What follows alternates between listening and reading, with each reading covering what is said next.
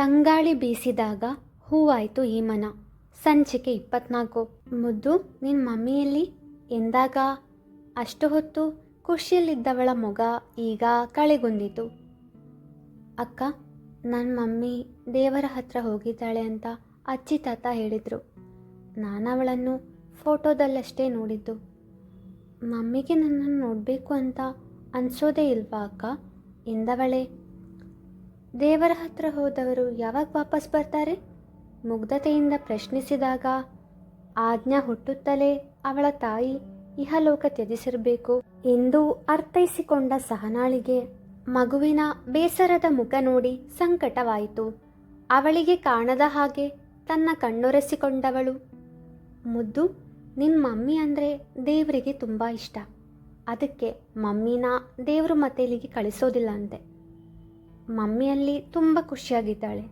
ಹಾಗೆ ನಿನ್ನನ್ನು ಯಾವಾಗಲೂ ಅಲ್ಲಿಂದ ನೋಡ್ತಾ ಇರ್ತಾಳೆ. ನೀನತ್ರ ಮಮ್ಮಿಗೆ ಬೇಸರವಾಗುತ್ತೆ ಪುಟ್ಟ. ಮಮ್ಮಿಗೆ ಬೇಸರವಾಗುವುದು ನಿಂಗೆ ಇಷ್ಟನಾ ಎಂದು ಕೇಳಿದಾಗ, ಇಲ್ಲ, ಮಮ್ಮಿ ಖುಷಿಯಾಗಿರಬೇಕು ಎಂದಳು ನಗುತ್ತಾ. ಸಹನಾಳಿಗೆ ಏನನಿಸಿತೋ ಏನೋ. ಮುದ್ದು, ನಿಂಗೊಂದು ವಿಷಯ ಗೊತ್ತಾ? ದೇವರ ಹತ್ರ ಹೋದವರು ತಾವು ತುಂಬ ಪ್ರೀತಿಸುವವರನ್ನು ಪ್ರೀತಿಸಲು ಏಂಜಲ್ನ ಕಳಿಸ್ತಾರೆ ಎಂದಾಗ ಅವಳ ಮಾತಿಗೆ ಅಚ್ಚರಿಯಿಂದ ಕಣ್ಣರಳಿಸಿದವಳು, ಹೌದಾ ಎಂದಳು ಖುಷಿಯಿಂದ. ಹಾಗಾದರೆ ಮಮ್ಮಿ ನನಗೋಸ್ಕರ ಏಂಜಲ್ನ ಕಳಿಸಿರ್ತಾರೆ ಅಲ್ವಾ? ಕುತೂಹಲ ಹಾಗೂ ಸಂತೋಷದಿಂದ ಕೇಳಿದಳು. ಹ್ಞೂ ಮುದ್ದು, ಅಲ್ಲಿ ನೋಡು ಎಂದು ಖ್ಯಾತಿಯ ಕಡೆಗೆ ತೋರಿಸಿದವಳು. ನಿನ್ನ ಮಮ್ಮಿ ಕಳಿಸಿರೋ ಏಂಜಲ್ ಅವಳೇ, ಖ್ಯಾತಿ. ಇನ್ಮೇಲೆ ನೀನು ಅವಳನ್ನು ಮಮ್ಮಿ ಅಂತ ಕರಿಬೇಕು. ಆಗ ನಿನ್ನ ಮಮ್ಮಿಗೆ ತುಂಬ ಖುಷಿಯಾಗುತ್ತೆ ಎಂದಾಗ, ಹೌದಾ ಅಕ್ಕ? ಓ, ಅದಕ್ಕೆ ನಾವತ್ತು ಅವರು ಪಾಪ ಅಕ್ಕನನ್ನು ಮಮ್ಮಿ ಅಂತ ಕರೆಯಲು ಹೇಳಿದ್ದು ಎಂದಳು ಆಶಾರವರತ್ತ ತೋರಿಸಿ. ಅವಳ ಮಾತಿಗೆ ಹೌದು ಎಂಬಂತೆ ಉದ್ದುದ್ದ ತಲೆಯಾಡಿಸಿದವಳೆ ಅವಳನ್ನು ಪ್ರೀತಿಯಿಂದ ಆಲಂಗಿಸಿದಳು. ನಿನ್ನ ಹೆಸರೇನು?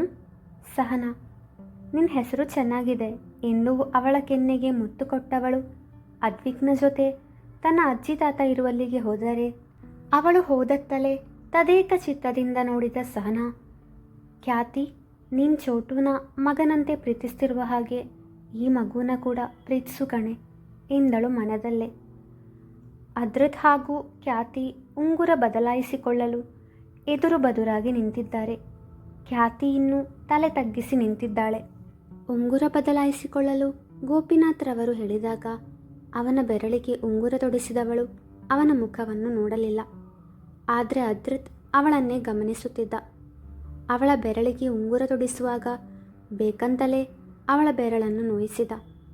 ತಕ್ಷಣ ತಲೆ ಎತ್ತಿ ಕೋಪದಿಂದ ಅವನ ಕಡೆಗೆ ನೋಟ ಹರಿಸಿದಳು. ಆದರೆ ತನ್ನ ಮುಂದೆ ನಿಂತಿದ್ದ ವ್ಯಕ್ತಿಯನ್ನು ನೋಡಿ ಸಿಡಿಲೆರಗಿದಂತಾಯಿತು ಅವಳಿಗೆ. ತಾನು ಕಾಣುತ್ತಿರುವುದು ನಿಜವೇ ನಂಬಲಾಗುತ್ತಿಲ್ಲ ಅವಳಿಗೆ. ಅವಳ ಬೆರಳಿಗೆ ಉಂಗುರ ತೊಡಿಸಿದವ ಅವಳ ಕಣ್ಗಳನ್ನೇ ನೋಡಿದ. ಅವನನ್ನು ನೋಡಿ ಮಾತು ಮರೆತಂತೆ ನಿಂತು ಬಿಟ್ಟಳು ಖ್ಯಾತಿ. ಅವಳ ಅರಿವಿಲ್ಲದೆ ಅವಳ ಕಣ್ಣಂಚು ಒದ್ದೆಯಾಯಿತು. ಅವಳ ಕಣ್ಣಲ್ಲಿದ್ದ ಭಾವ ನೋಡಿ ಅವನಿಗೆ ಅಚ್ಚರಿಯಾಯಿತು. ಅವಳ ಕಣ್ಣಲ್ಲಿ ಏಕೆ ನೀರು? ಆ ಕಣ್ಗಳಲ್ಲಿ ಕಂಡ ಅಚ್ಚರಿಯ ಅರ್ಥವೇನು ಎಂದವ ಯೋಚಿಸಿದರೆ ಅದ್ರತ್ನನ್ನು ಅಲ್ಲಿ ನೋಡಿ ಹೇಗೆ ಪ್ರತಿಕ್ರಿಯಿಸಬೇಕು ಎಂದು ತಿಳಿಯದೆ ಶಿಲೆಯಂತೆ ನಿಂತು ಬಿಟ್ಟಳವಳು. ಆದರೆ ಇನ್ನೊಬ್ಬರಿಗೂ ಆಘಾತವಾಗಿತ್ತು. ಅದು ಯಾರ ಗಮನಕ್ಕೂ ಬಂದಿರಲಿಲ್ಲ. ಮಗಳ ಕಣ್ಣಂಚು ಒದ್ದೆಯಾಗಿದ್ದನ್ನು ಗಮನಿಸಿದ ಆಶಾರವರಿಗೆ ಅವಳಿಗೆ ಇದು ಒಲ್ಲದ ಮದುವೆ, ಅದಕ್ಕೆ ಅಳುತ್ತಿದ್ದಾಳೆ ಎಂದನಿಸಿತು. ಆದರೆ ಅವಳ ಮನದಲ್ಲಿ ನಡೆಯುವ ತೊಳಲಾಟವನ್ನು ಬಲ್ಲವಳು ಅವಳೊಬ್ಬಳೆ. 2 ತಿಂಗಳ ನಂತರ ಮದುವೆ ಎಂದು ನಿಶ್ಚಯವಾಯಿತು. ಈ 2 ತಿಂಗಳಲ್ಲಿ ಏನೇನು ಬದಲಾವಣೆಯಾಗುವುದು ಬಲ್ಲವರಾರು? ನಿಶ್ಚಿತಾರ್ಥದ ನಂತರ ಎಲ್ಲರ ಜೊತೆ ಫೋಟೋ ಕ್ಲಿಕ್ಕಿಸಿಕೊಂಡರು ಅದ್ರತ್ ಹಾಗೂ ಖ್ಯಾತಿ. ನಿಶ್ಚಿತಾರ್ಥದ ಸಮಯದಲ್ಲೇ ಸುಧಾರವರಿಗೆ ತಿಳಿದದ್ದು ಅದ್ರತ್ಗೆ ಮಗಳಿದ್ದಾಳೆ ಎಂದು. ರೀ, ಈಗಾಗಲೇ ಮದುವೆಯಾಗಿ ಮಗು ಇರುವವನ ಜೊತೆ ಯಾಕೆ ಖ್ಯಾತಿಗೆ ಮದುವೆ ಮಾಡಿಸ್ತಿದ್ದಾರೆ ಇವರು? ಗೊಂದಲದಿಂದ ತಮ್ಮ ಪತಿಯ ಬಳಿ ಪ್ರಶ್ನಿಸಿದರು ಸುಧಾರವರು. ಗೊತ್ತಿಲ್ಲ ಸುಧಾ, ಆಮೇಲೆ ಗೋಪಿಯನ್ನು ಕೇಳೋಣ ಎಂದರು ಸತೀಶ್ರವರು. ಅದ್ರತ್ ಹೇಗೆ ಇನ್ನೊಂದು ಮದುವೆಯಾದ ಎಂದು ಯೋಚಿಸುತ್ತಿದ್ದ ಸಹನಾಳಿಗೆ ಅವನ ಜೊತೆ ಮಾತನಾಡದ ಹೊರತು ನೆಮ್ಮದಿಯಿಲ್ಲ. ಖ್ಯಾತಿಯ ಮುಂದೆ ಅದ್ರಿತ್ ತನಗೆ ಗೊತ್ತು ಎಂದು ಹೇಳಿಕೊಳ್ಳುವಂತಿಲ್ಲ. ಹೇಳಿದರೆ ಮನೆಯವರ ಜೊತೆ ತಾನೂ ಕೂಡ ಸೇರಿದ್ದೇನೆಂದು ಅವಳು ತನ್ನ ಜೊತೆ ಮತ್ತೆ ಮಾತು ಬಿಟ್ಟರೆ ಎಂಬ ಭಯ. ಅದ್ರಿತ್ ತನ್ನ ಪರಿವಾರದ ಜೊತೆ ಮನೆಗೆ ಹೊರಟು ನಿಂತಾಗ ಖ್ಯಾತಿಯ ಕಡೆಗೆ ನೋಟ ಹರಿಸಿದ. ಅವಳು ಅವನನ್ನೇ ನೋಡುತ್ತಲಿದ್ದಳು. ಅವಳ ಕಣ್ಗಳು ಏನೋ ಹೇಳುತ್ತಿರುವಂತಿತ್ತು, ಆದರೆ ಅದೇನೆಂದು ಅರ್ಥವಾಗಲಿಲ್ಲ ಅವನಿಗೆ. ಅವಳಿಗೂ ತನ್ನ ಪರಿಚಯವಿದೆ ಎಂದು ಅವನಿಗೆ ಅನಿಸಿದಂತೂ ಸುಳ್ಳಲ್ಲ. ತನಗೆ ತಿಳಿದಿರುವ ಹಾಗೆ ಅವಳು ತನ್ನನ್ನು ನೋಡಿರಲು ಸಾಧ್ಯವಿಲ್ಲ. ಮತ್ತೆ ಹೇಗೆ ಎಂದುಕೊಂಡವ ಎಲ್ಲರಿಗೂ ತಿಳಿಸಿ ಅಲ್ಲಿಂದ ಹೊರಟರೆ ಖ್ಯಾತಿ ತನ್ನ ಕೋಣೆಯತ್ತ ಓಡಿದಳು.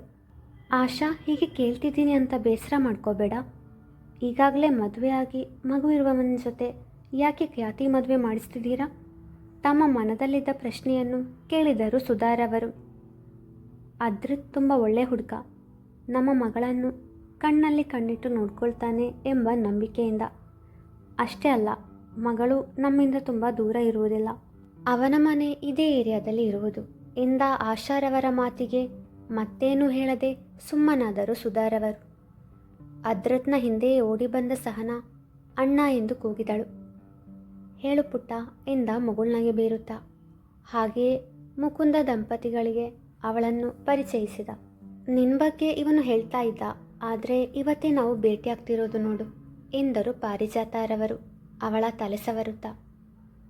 ಪಪ್ಪ, ನಿಂಗೆ ಇವಳನ್ನು ಗೊತ್ತಾ? ಆಜ್ಞಾ ಕೇಳಿದಾಗ ಹ್ಞೂ ಪಾಪು, ಇವಳು ನಿಮ್ಮ ಅತ್ತೆ ಎಂದ ಅದ್ರಿತ್. ಅತ್ತೇನಾ? ನಾನು ಆವಾಗಲೇ ಅಕ್ಕ ಅಂತ ಕರೆದೆ ಪಪ್ಪ. ಏನೋ ತಪ್ಪು ಮಾಡಿದವಳಂತೆ ನುಡಿದವಳನ್ನು ಕಂಡು ಮುದ್ದುಕ್ಕಿತು ಸಹನಾಳಿಗೆ. ಇಟ್ಸ್ ಓಕೆ ಮುದ್ದು ಎಂದು ಅವಳನ್ನು ಮುದ್ದು ಮಾಡಿದವಳು ನಾನು ನಿನ್ನ ಪಪ್ಪನ ಜೊತೆ ಮಾತಾಡ್ಲಾ ಎಂದಾಗ ಸರಿ ಎಂಬಂತೆ ಮುದ್ದಾಗಿ ತಲೆಯಾಡಿಸಿದವಳು ತನ್ನ ತಾತನ ಕೈ ಹಿಡಿದು ಅವರ ಜೊತೆ ನಿಂತಳು. ಸಹನಾಳ ಮುಖ ನೋಡಿದವರಿಗೆ ಅವಳು ಅದ್ರಿತ್ ಜೊತೆ ವೈಯಕ್ತಿಕವಾಗಿ ಮಾತನಾಡಲು ಬಯಸುತ್ತಿದ್ದಾಳೆ ಎಂಬ ಅರಿವಾಗಿ, ಪಾರಿ, ನಾವು ಕಾರಲ್ಲಿ ಕೂತಿರೋಣ ಬಾ ಎಂದು ಮಡದಿ ಹಾಗೂ ಮೊಮ್ಮಗಳನ್ನು ಅಲ್ಲಿಂದ ಕರೆದೊಯ್ದರು ಮುಕುಂದರವರು. ಅವರು ಅಲ್ಲಿಂದ ಹೋದದ್ದೇ, ಅಣ್ಣ ಏನಿದೆಲ್ಲ, ನೀನು ಖ್ಯಾತಿನ ತುಂಬ ಪ್ರೀತಿಸ್ತಿದ್ದೆ ತಾನೆ? ಈಗ ನೋಡಿದರೆ ನಿಂಗೊಬ್ಳು ಮಗಳಿದ್ದಾಳೆ, ಅಂದರೆ ನೀನು ಬೇರೆ ಮದುವೆ ಆಗಿದೆಯಾ? ನನಗಿದೆಲ್ಲ ಕನಸು ಅಂತ ಅನಿಸ್ತಿದೆ. ನೀನು ಬೇರೊಬ್ಬರನ್ನು ಮದುವೆ ಆಗಿದೆಯಾ ಅಂದರೆ ನಂಗೆ ನಂಬೋಕೆ ಆಗ್ತಿಲ್ಲ. ನೀನು ಇಷ್ಟು ವರ್ಷ ಎಲ್ಲಿದ್ದೆ? ತನ್ನ ಮನದಲ್ಲಿದ್ದ ಅಷ್ಟು ಪ್ರಶ್ನೆಗಳನ್ನು ಕೇಳಿಯೇ ಬಿಟ್ಟಳು. ನಿನ್ನ ಮನಸ್ಸಲ್ಲಿ ತುಂಬ ಗೊಂದಲಗಳಿವೆ ಅಂತ ಗೊತ್ತು, ಆದರೆ ಈಗ ನಿನ್ನ ಪ್ರಶ್ನೆಗೆ ಉತ್ತರಿಸುವ ಮನಸ್ಥಿತಿಯಲ್ಲಿ ನಾನಿಲ್ಲ. ಐ ಆಮ್ ಸಾರಿ ಎಂದವ ಅಲ್ಲಿಂದ ತನ್ನ ಮನೆಯ ದಾರಿ ಹಿಡಿದ. ಸಹನಾಳಿಗೆ ಏನೊಂದು ಅರ್ಥವಾಗುತ್ತಿಲ್ಲ. ಅಷ್ಟರಲ್ಲಿ ಅವ್ಯಯ್ ಕರೆ ಮಾಡಿದ ಅವಳಿಗೆ. ಏನು ಸಹಿ ಡಾರ್ಲಿಂಗ್, ಆಫೀಸಿಗೆ ರಜಾ ಇದ್ದರೂ ಬೆಳಗಿಂದ ಒಂದು ಕಾಲ್ ಕೂಡ ಮಾಡಿಲ್ಲ ಮೇಡಮ್ ಅವರು ಎಂದ ನಗುತ್ತಾ. ಸಾರಿ ಅವಿ, ನಿಮಗೆ ಹೇಳಿದ್ದೆ ತಾನೆ ಇವತ್ತು ಖ್ಯಾತಿಯ ಎಂಗೇಜ್ಮೆಂಟ್ ಎಂದಳು ಇಳಿದನಿಯಲ್ಲಿ. ಅವಳ ದನಿಯಲ್ಲಿದ್ದ ನೋವನ್ನರಿತವ. ಸಹಿ, ಆರ್ ಯು ಓಕೆ? ನಿನ್ನ ಅಣ್ಣನ ಜೊತೆ ತಾನೆ ಖ್ಯಾತಿ ಎಂಗೇಜ್ಮೆಂಟ್, ಮತ್ತ್ಯಾಕೆ ಬೇಜಾರಲ್ಲಿದೆಯಾ? ಏನಾದರೂ ತೊಂದರೆನಾ? ಕಾಳಜಿಯಿಂದ ಕೇಳಿದ. ಅಣ್ಣನ ಜೊತೆ ಖ್ಯಾತಿ ಎಂಗೇಜ್ಮೆಂಟ್ ಏನೋ ಆಯಿತು, ಆದರೆ ಅಣ್ಣಂಗೆ ಈಗಾಗಲೇ ಒಬ್ಬಳು ಮಗಳಿದ್ದಾಳೆ ಎಂದವಳು ಪುಟ್ಟ ಆಜ್ಞಾಳ ಬಗ್ಗೆ ಹೇಳಿದಳು. ವಾಟ್? ಅವಳು ಹೇಳಿದ್ದು ಕೇಳಿ ಅಚ್ಚರಿಯಾಗಿತ್ತವನಿಗೆ. ಅದ್ರದ್ಗೆ ಖ್ಯಾತಿಯ ಮೇಲಿರುವ ಪ್ರೀತಿಯ ಬಗ್ಗೆ ಹೇಳಿದ್ದಳು ಸಹನಾ. ಈಗ ಅವನಿಗೆ ಮಗಳಿರುವ ವಿಷಯ ಕೇಳಿ ಅವ್ಯಯಿಗೂ ನಂಬಲಾಗಲಿಲ್ಲ. ಸಹಿ, ನೀನು ಕನ್ಫ್ಯೂಸ್ ಮಾಡ್ಕೊಂಡಿದ್ಯಾ ಅಂತ ಅನಿಸುತ್ತೆ. ನಾವು ಒಂದು ಹುಡುಗಿನ ಮನಸಾರಿ ಪ್ರೀತಿಸಿದರೆ ಅಷ್ಟು ಸುಲಭವಾಗಿ ಅವಳನ್ನು ಮರೆತು ಬೇರೆ ಹುಡುಗಿ ಜೊತೆ ಮದುವೆ, ಹೊಸ ಜೀವನ ಅಂತ ಮುಂದುವರಿಯಲು ಆಗುವುದಿಲ್ಲ ಎಂದ. ಆದರೆ ಆಜ್ಞಾ ಅವನ ಮಗಳು ಅನ್ನೋದು ನಿಜ. ಇದನ್ನು ಅವಳೇ ನಂಗೆ ಹೇಳಿದ್ದು. ಚಿಕ್ಕ ಮಕ್ಕಳು ಸುಳ್ಳು ಹೇಳೋದಿಲ್ಲ ಅಲ್ವಾ ಅವಿ? ಮಗು ಹುಟ್ಟಿದ ತಕ್ಷಣ ಅವಳಮ್ಮ ತೀರ್ಕೊಂಡ್ರು ಅಂತ ಅನಿಸುತ್ತೆ. ಪಾಪ ಮಗು ಅಮ್ಮನ ಪ್ರೀತಿಗಾಗಿ ಎಷ್ಟು ಹಂಬಲಿಸ್ತಿದೆ ಗೊತ್ತಾ? ಇಲ್ಲಿ ಏನು ನಡೀತಿದೆ ಅಂತ ನನಗೆ ಗೊತ್ತಾಗ್ತಿಲ್ಲ ಅವಿ. ಯಾವುದೋ ಸಸ್ಪೆನ್ಸ್ ಮೂವಿ ಥರ ಅನಿಸ್ತಿದೆ. ಸುತ್ತಲೂ ರಹಸ್ಯಗಳೇ ಇರುವಂತೆ ಭಾಸ ಆಗ್ತಿದೆ. ನೀನು ಹೆಚ್ಚು ಯೋಚನೆ ಮಾಡಬೇಡ. ಖ್ಯಾತಿ ಪೇರೆಂಟ್ಸಿಗೆ ಅದ್ರದ್ ಬಗ್ಗೆ ಗೊತ್ತಿದ್ದೇ ತಾನೇ ಈ ಮದುವೆ ಮಾಡಿಸ್ತಿದ್ದಾರೆ ಅಂದಮೇಲೆ ಅವರು ಎಲ್ಲ ರೀತಿಯಲ್ಲೂ ಸರಿಯಾಗಿ ಯೋಚನೆ ಮಾಡಿ ಈ ನಿರ್ಧಾರ ತಗೊಂಡಿರ್ತಾರೆ ಬಿಡು. ಆಗೋದೆಲ್ಲ ಒಳ್ಳೆಯದಕ್ಕೆ ಎಂದವ. ನಮ್ಮ ಎಂಗೇಜ್ಮೆಂಟ್ ಯಾವಾಗ ಎಂದು ಮಾತು ಬದಲಾಯಿಸಿದ. ಈಗಲೇ ರಿಂಗ್ ತಗೊಂಡು ನಿಮ್ಮ ಮನೆಗೆ ಬರ್ತೀನಿ. ನನ್ನ ಅತ್ತೆ ಒಪ್ಪಿದರೆ ಈಗಲೇ ಎಂಗೇಜ್ಮೆಂಟ್, ಓಕೆನಾ ಎಂದು ನಕ್ಕಾಗ ಅವಳ ನಗು ಕೇಳಿ ನೆಮ್ಮದಿ ಆಯ್ತು ಅವನಿಗೆ. ನಿಮ್ಮ ಅತ್ತೆ ಹತ್ರ ಈಗಲೇ ಮಾತಾಡ್ತೀನಿ ಬಿಡು ಎಂದವ ಗಂಭೀರತೆ ನಟಿಸಿ ನುಡಿದರೆ. ಅಯ್ಯೋ ಈಗಲೇ ಹೇಳಬೇಡಿ, ಮೊದಲು ನಾನು ನಮ್ಮ ಅಪ್ಪ ಅಮ್ಮನ ಜೊತೆ ಮಾತಾಡಬೇಕು ಎಂದಳು.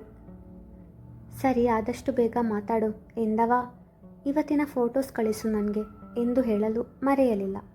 ಹಾಗೆ ಸ್ವಲ್ಪ ಹೊತ್ತು ಹರಟಿ ತದನಂತರ ಕರೆ ಸ್ಥಗಿತಗೊಳಿಸಿದ.